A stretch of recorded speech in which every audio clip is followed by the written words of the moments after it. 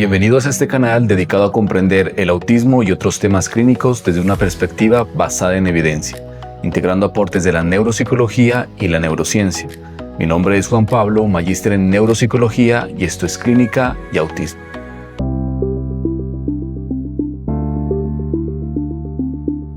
¿Alguna vez has visto a un niño balancearse repetidamente, aletear las manos o repetir ciertos movimientos una y otra vez? Muchas personas asocian inmediatamente estos comportamientos con el autismo, pero la realidad es mucho más compleja. Las estereotipias son movimientos repetitivos que pueden aparecer tanto en el desarrollo normal como en diferentes condiciones neurológicas y del neurodesarrollo. Pero, ¿por qué aparecen? ¿Cuál es su función? ¿Son siempre un signo de alteración? ¿Y qué nos dice la ciencia sobre los tratamientos disponibles? En este video exploraremos qué son las estereotipias, cómo se desarrollan, qué ocurren en el cerebro cuando aparecen y cuáles son las intervenciones que actualmente cuentan con mayor respaldo científico.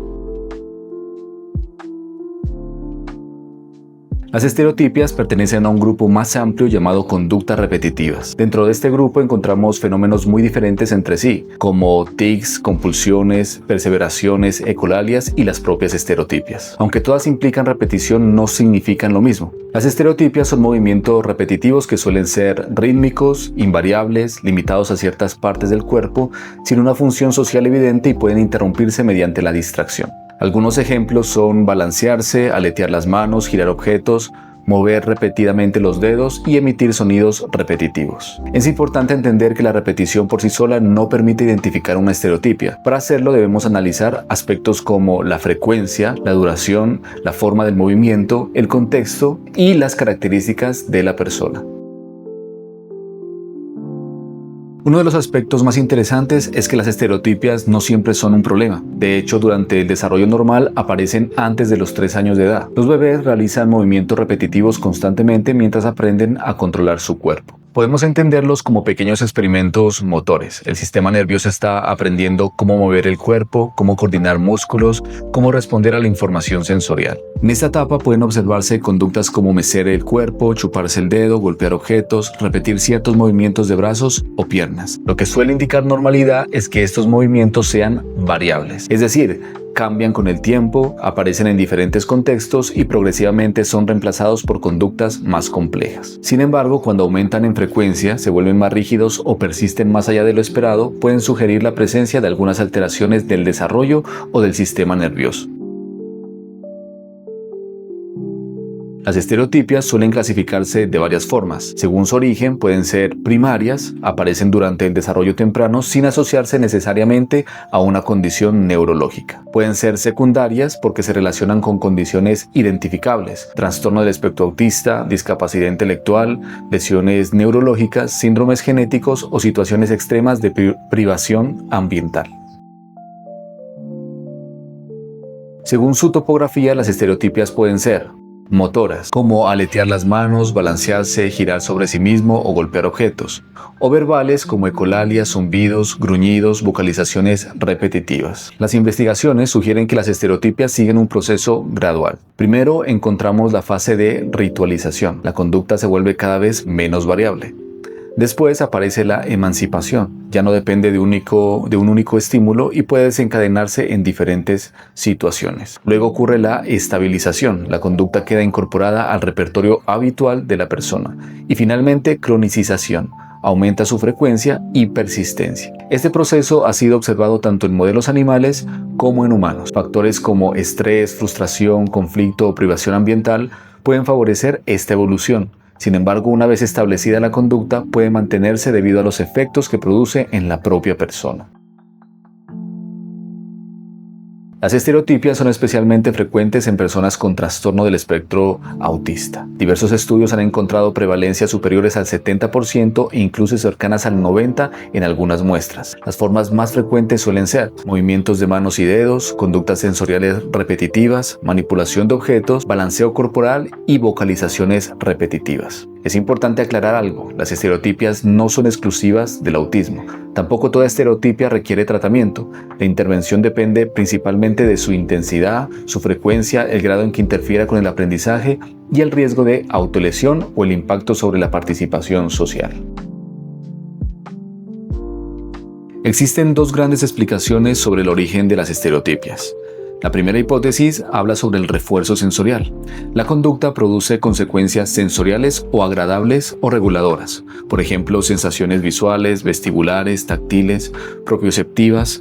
Estas consecuencias aumentan la probabilidad de repetir el movimiento. La segunda hipótesis son alteraciones neurobiológicas. Numerosas investigaciones apuntan a la participación de los ganglios basales, circuitos córtico-estriado-talámicos y el sistema dopaminérgico. Estas estructuras participan en la selección de movimiento, la flexibilidad conductual y la transición entre acciones. Cuando existe un desequilibrio en estos circuitos, los movimientos pueden volverse más repetitivos y menos flexibles. Además, se ha observado que la integración entre información sensorial y motora es fundamental para desarrollar movimientos variados y adaptativos. Por eso, cuando esta integración es limitada, aumenta la probabilidad de respuestas estereotipadas. ¿Se deben eliminar las estereotipias? Esta es probablemente una de las preguntas más importantes. La respuesta es no siempre. Antes de intervenir debemos preguntarnos, ¿produce daño? ¿Interfiere con el aprendizaje? ¿Limita la participación social? ¿Impide realizar otras actividades importantes? Si la respuesta es no, reducir la conducta podría no ser una prioridad terapéutica. El objetivo no debería ser eliminar una conducta, sino favorecer la adaptación y la calidad de vida. Las intervenciones con mejores resultados provienen principalmente del análisis conductual. Entre ellas destacan el refuerzo diferencial, reforzar conductas alternativas o incompatibles, interrupción de respuestas y redirección, interrumpir el movimiento y dirigir a la persona hacia otra actividad funcional.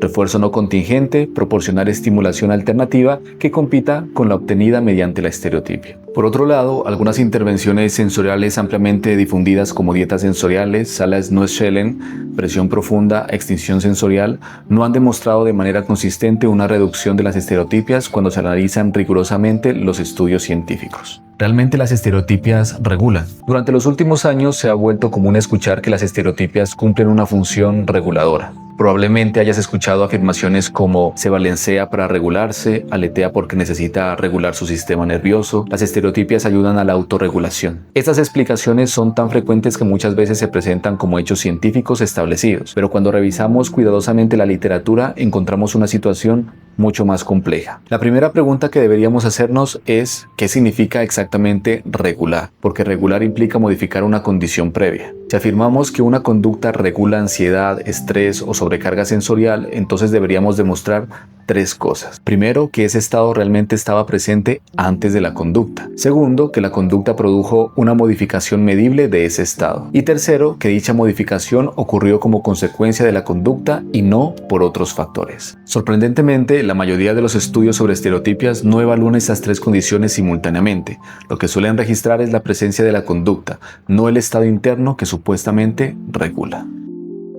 El problema de la inferencia circular. Imaginemos la siguiente situación. Un niño comienza a aletear las manos, un observador interpreta está regulando su sistema nervioso. Si preguntamos cómo sabe que el niño necesita regularse, la respuesta suele ser porque está aleteando. Y si preguntamos por qué aletea, la respuesta vuelve a ser porque necesita regularse. Este razonamiento recibe el nombre de inferencia circular. La conducta se utiliza simultáneamente como evidencia y como explicación de sí misma. No existe una medición independiente del supuesto estado regulatorio. Desde una perspectiva científica, esto representa una debilidad importante, porque las explicaciones funcionales requieren variables observables y medibles de manera independiente.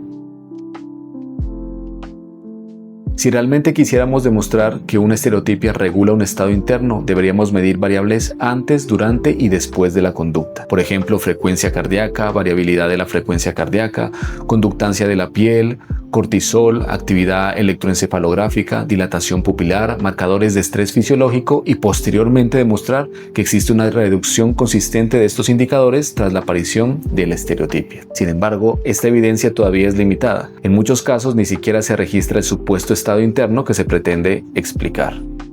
La confusión entre función y consecuencia. Existe además otra dificultad conceptual. Una conducta puede producir una consecuencia sin que esa consecuencia constituya necesariamente su función. Por ejemplo, correr puede disminuir el estrés, pero eso no significa que toda persona corra con el objetivo de regular el estrés. Del mismo modo, una estereotipia podría modificar ciertos estados fisiológicos sin que necesariamente haya evolucionado o se mantenga por esa razón.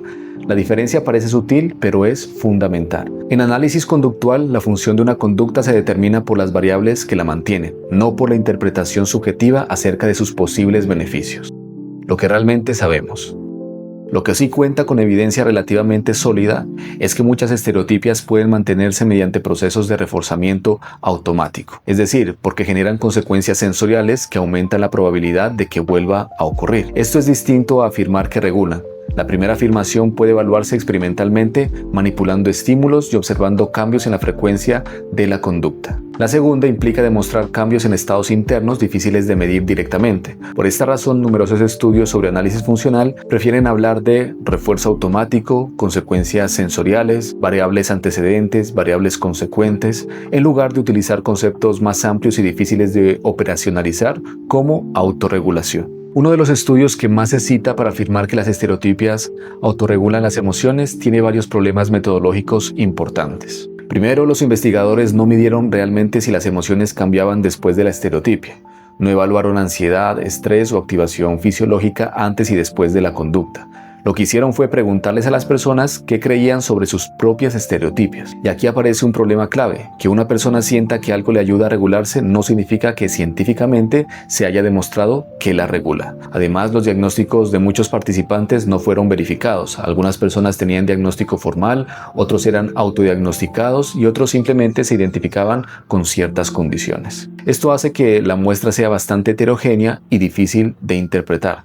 También existe un sesgo de selección importante. Los participantes fueron reclutados en una página relacionada con la neurodiversidad, por lo que es probable que muchas personas ya tuvieran una visión positiva de las estereotipias antes de responder la encuesta. Pero quizás la crítica más importante es que el estudio confunde asociación con función. Si una persona mueve las manos cuando está ansioso y además cree que eso le ayuda, no podemos concluir automáticamente que la conducta esté regulando la ansiedad. Podría ser simplemente una expresión de esa ansiedad, un hábito aprendido o una respuesta condicionada. En otras palabras, este estudio demuestra que muchas personas perciben sus estereotipias como útiles, pero no demuestra que las estereotipias sean un mecanismo de autorregulación en el sentido científico del término. Una pregunta incómoda para la hipótesis reguladora. Existe además una observación que rara vez se discute y que plantea un desafío importante para la idea de que las estereotipias son principalmente mecanismos de regulación. Si realmente la función principal de las estereotipias fuera regular estados internos alterados, entonces cabría esperar que los tratamientos eficaces se dirigieran precisamente a esos estados internos. Sin embargo, cuando revisamos las intervenciones que han demostrado mejores resultados, encontramos algo diferente. La actividad física suele reducir temporalmente las estereotipias. La modificación del ambiente puede disminuir su frecuencia y las intervenciones conductuales como el refuerzo diferencial o la interrupción y la redirección de la respuesta también producen reducciones significativas. Pero aquí aparece una pregunta difícil de ignorar. ¿Cuál de estas intervenciones modifica directamente el supuesto estado interno que se está regulando? La respuesta es que en la mayoría de los casos, ninguna. La actividad física aumenta las oportunidades de movimiento, modifica la estimulación disponible y compite con otras conductas. Las modificaciones ambientales cambian las condiciones de estimulación y las demandas contextuales. Las estrategias conductuales alteran las consecuencias que mantienen la conducta y modifican la probabilidad futura de su aparición. Todas estas intervenciones actúan sobre variables observables, sobre la estimulación, sobre las oportunidades de respuesta, sobre los procesos de aprendizaje y sobre las contingencias ambientales, pero no suelen medir ni modificar directamente aquello que denominamos estado regulatorio. Las estereotipias son mucho más que simples movimientos repetitivos. Pueden formar parte del desarrollo normal, reflejar procesos de aprendizaje motor, estar asociados a condiciones neurológicas o mantenerse por mecanismos de refuerzo sensorial y neurobiológicos complejos. Tal vez la pregunta más importante no sea ¿las estereotipias regulan?, sino ¿qué evidencia necesitamos para demostrar que regulan? La ciencia avanza cuando las hipótesis pueden ponerse a prueba, y para demostrar una función reguladora no basta con observar una conducta repetitiva y asumir que existe un estado interno que está siendo modificado. Es necesario medir este estado, cuantificarlo, manipular variables y demostrar experimentalmente la relación causal. Hasta que eso ocurra, la función reguladora de las estereotipias debe entenderse como una hipótesis plausible para algunos casos, pero no como una explicación universal ni como un hecho científicamente establecido.